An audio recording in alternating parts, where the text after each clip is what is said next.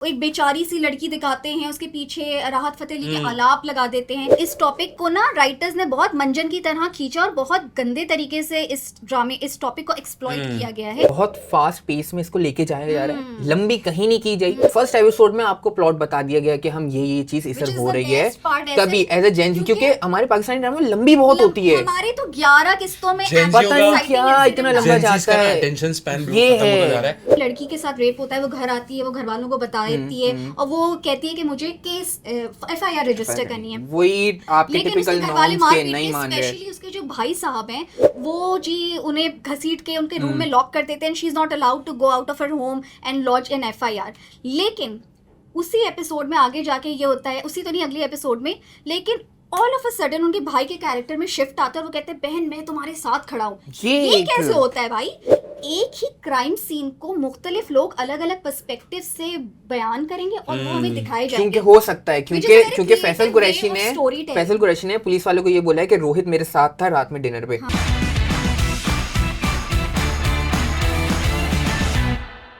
Case number 9, Faisal Qureshi वाला ना, Faisal Qureshi case number 9। ये एक बहुत ही सीरियस टॉपिक के ऊपर ड्रामा बना हुआ है। 7th स्काई की प्रोडक्शन है, शाहजेब खानज़ादा ने इसको लिखा है और वजाहत हुसैन इसको डायरेक्ट कर रहे हैं।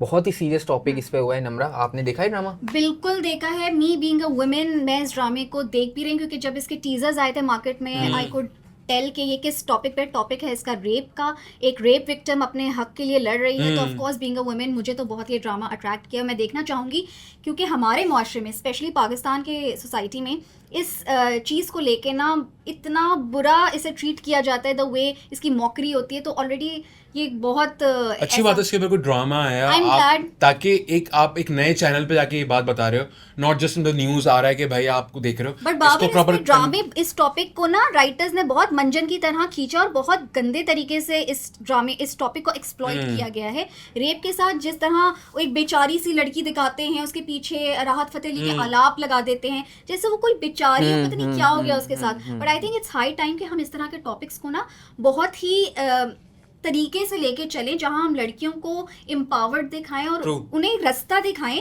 कि वो किस तरह से, खुदा ना खास्ता कि अल्लाह ना करे किसी के साथ ऐसा सीन हो, लेकिन अगर कुछ हो जाता है तो हम किस तरह इसको प्रोसीड करें ना, इस तरह की चीज़ों को जो इस ड्रामे में दिखाया जा रहा है।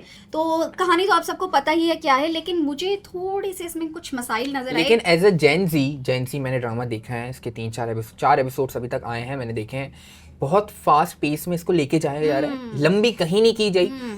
फर्स्ट एपिसोड में आपको प्लॉट बता दिया गया कि हम ये चीज इस तरह हो रही है, तभी एज ए जेन, क्योंकि हमारे पाकिस्तानी ड्रामा लंबी बहुत होती है। हमारे तो 11 किस्तों में पता नहीं क्या इतना लंबा जाता है, अटेंशन स्पैन ये है। क्योंकि हम अपने कंटेंट भी यूं वाला देखते हैं। इंस्टाग्राम पे भी अगर रील पे कोई लंबी हो रही हो तो, लेकिन इन्होंने बहुत फास्ट पेस में चला है, बहुत अच्छे तरीके से लेके चले हैं कि उन्होंने प्लॉट बिल्ड कर दिया, आगे उसने केस रजिस्टर कर दिया पुलिस वाला, और सबसे अच्छा कैरेक्टर जो मुझे इस ड्रामा में लगा है वो है वो पुलिस वाला। वो जो पुलिस वाला गौहर रशीद ने जिस तरीके से उसको प्ले करा है, अच्छा एक्टर है। एक्चुअली वही हैं जो इस ड्रामे को शायद डायरेक्ट किए हुए हैं, क्योंकि अदरवाइज मुझे थोड़ा सा फ्लॉ लग रहा है। अच्छा बाय द वे, मुझे एक चीज़, कहानी को जब हम आगे लेके चलते हैं कि एक लड़की है जिसके साथ ये एक अनफॉर्चुनेट वाकया हो गया है और अब वो इसको लीगली प्रोसीड करना चाह रही है, और इसमें बहुत सी अच्छी चीज़ें भी हैं कि लड़कियों को बताया गया है कि इस तरह के केसेस में कहाँ जाना चाहिए, क्या होना, तो थोड़ी इन्फॉर्मेशन वो लोग दे रहे हैं।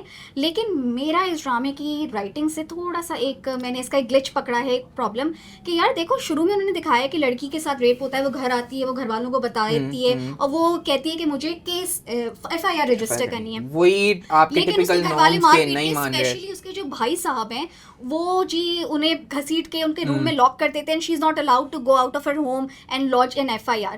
लेकिन उसी एपिसोड में आगे जाके ये होता है, उसी तो नहीं अगले एपिसोड में, लेकिन ऑल ऑफ अ सडन उनके भाई के कैरेक्टर में शिफ्ट आता है और वो कहते हैं बहन मैं तुम्हारे साथ खड़ा हूँ। ये कैसे होता है भाई?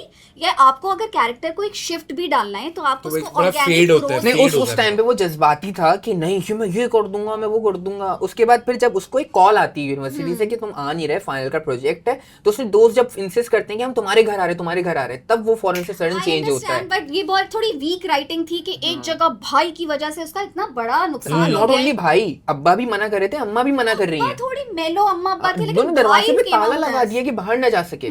सेकेंडली मुझे एक और चीज में थोड़ा सा मसला लगा, वो ये था कि इतने दो बड़े मोमेंट्स थे कहानी के, डिफाइनिंग मोमेंट्स। एक तो है वो रेप केस के बिल्कुल आफ्टर मैथ, बिल्कुल बाद वाला सीन, जहां जुनैद खान घर पे पहुंचते रोहित हैं का कैरेक्टर रेप और कर रहे हैं। पीछे से वो जो विक्टिम है, वो जो इसकी बहुत बुरी हालत होनी चाहिए, वो उठती हैं और वो बड़ी, वो मुझे लगा बड़ा कैजुअल उसे ट्रीट कर दिया उस सीन को कि दोनों दोस्त आपस में जो है, वो रेपिस्ट और उसका दोस्त आपस में बात करें। पीछे से वो लड़की बैग उठाती है और वो कहती है मैं जा रही हूँ, और वो कहती है मेरा मोबाइल अंदर रुक गया है। ऐसे मोमेंट पे तो आपको कुछ समझ ही नहीं आती। तो I felt नहीं तो वो इसलिए दिखाया कि जुनैद खान का कैरेक्टर भी समझ नहीं आया कि वो कर क्या रहा है। मैं उसके बारे में बता दूं, जुनैद खान का कैरेक्टर जो है ना, आपने वैसे देखा होगा कि जो अक्सर इन केसेस में जो होता है बड़ा ना एग्रेसिव होता है, लेकिन जुनैद खान का कैरेक्टर ऐसा नहीं था। He was quite convincing and quite manipulative. उसने कहीं पे उसको फोर्स लाइक बाय वर्ड्स नहीं किया था। He was quite manipulative in the start. और जब वो FIR कटवाने के लिए जब वो जा चुकी थी, जब उसको पुलिस की तरफ से पता चला था, he also went to the police station और वहाँ पे उसने उनके साथ क्या कहते हैं आराम से बात करी थी, विच इज़ ऑल्सो सरप्राइजिंग, क्योंकि जो बंदा ये काम करता है वो एक बहुत डरा हुआ सिचुएशन। फैसल कुरैशी।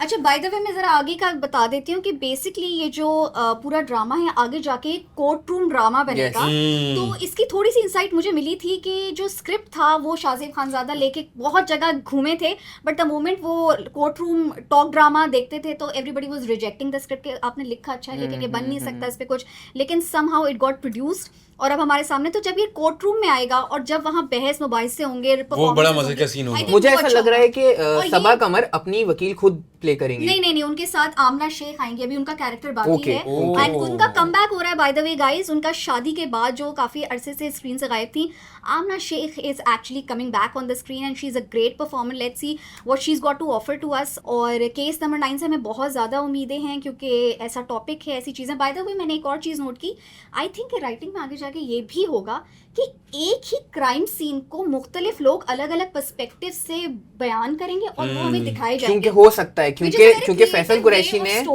कुरैशी ने पुलिस वालों को ये बोला है कि रोहित मेरे साथ था रात में डिनर पे। और अब वो सबा कमर का कैरेक्टर रोहित के घर पे जा चुकी है, उसको वो बता चुकी है, उसको सब पता है। तो अब क्या होता है ये देखने में मजा आएगा कि वो जो रोहित का कैरेक्टर है, जो जुनैद का मजा यही आएगा वो किसकी साइड लेंगे, अपनी दोस्ती निभाएंगे या फिर सच और हक का साथ देंगे।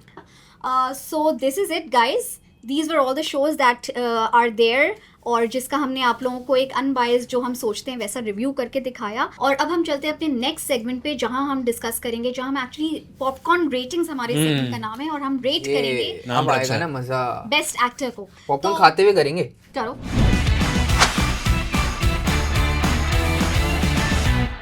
तो जनाब, what do you think Babar के आपके लिए इस वीक का टॉप बेस्ट एक्टर कौन था? सर बेस्ट एक्टर मैं बोलूँगा कि Humayun Saeed.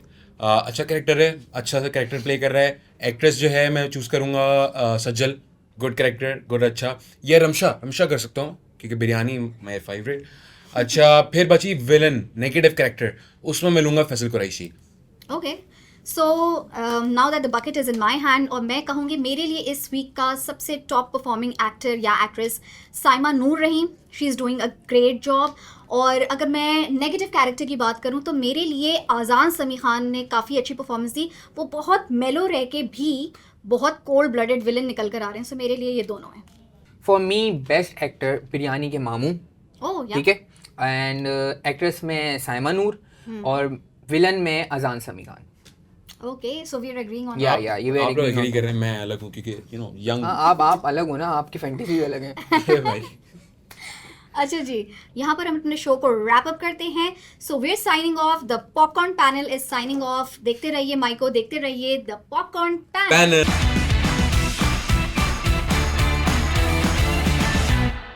Stream it on Michael, stream it on Michael.